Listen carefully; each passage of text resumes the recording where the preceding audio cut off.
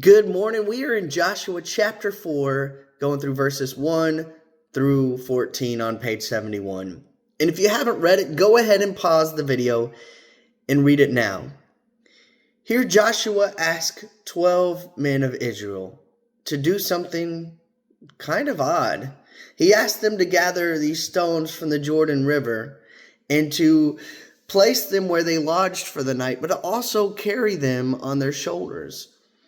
In fact, he said this would be a memorial for what the Lord has done for us, the miracle that he's presented to us.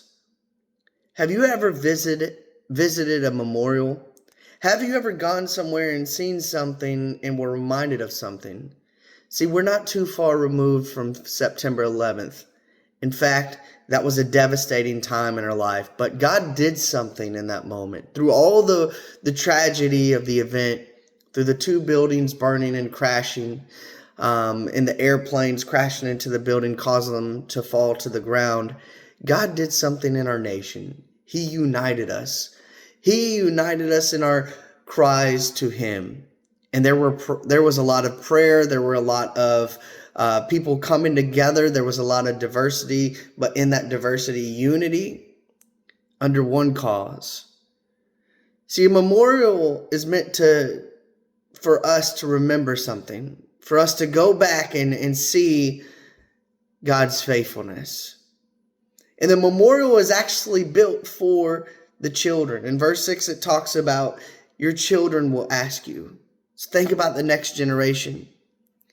And think about your circumstances, your past circumstances, how God has healed you from those circumstances. He's shown his faithfulness. For me, that gives me hope and peace, knowing that I can face tomorrow because of what God has done in my life. Who do you know that speaks about God and how God has worked in their life?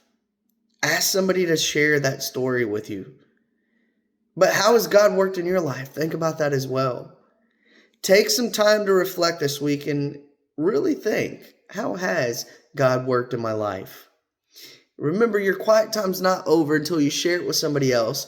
So think on that, meditate on it, pray on it, but share that story because it could be the memorial that somebody else needs in their life. God bless.